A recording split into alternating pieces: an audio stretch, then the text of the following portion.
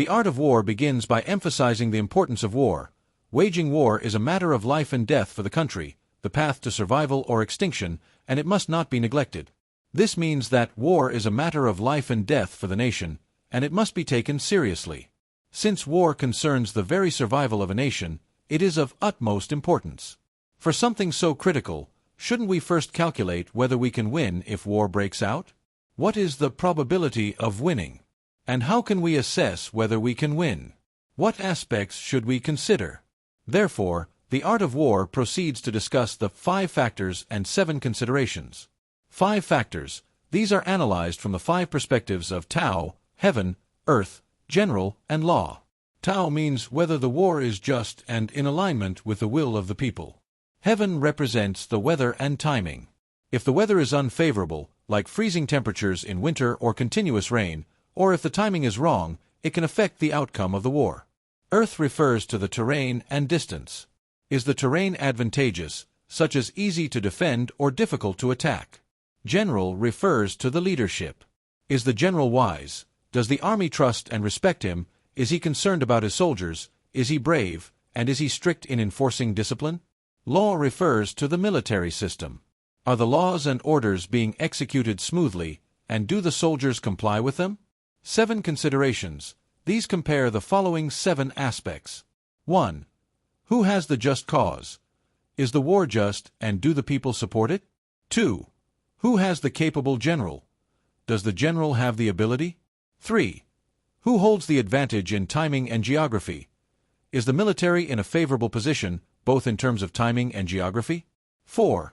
Who has the better laws and orders? Are orders being communicated effectively and followed? 5. Who has the stronger forces? Which side has superior weapons and equipment? 6. Who has the more experienced soldiers? Which side has better trained troops? 7. Who has clear rewards and punishments? Is there a clear system of rewards for excellence and punishments for failure? By comparing these 7 factors, one can generally determine which side has the higher probability of winning in the event of war. What if our chances of winning are low? Should we still go to war? No. In this case, we should focus on improving our strength in the 5 factors: Tao, heaven, earth, general, and law.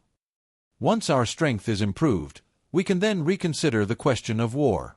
Otherwise, if the chances of winning are already low, going to war would be a suicide mission.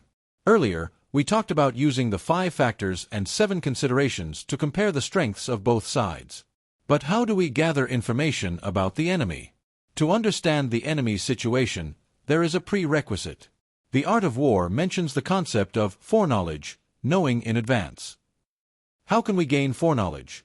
It cannot be obtained from ghosts or gods, nor from appearances or measurements, but must be gathered from people who understand the enemy's situation.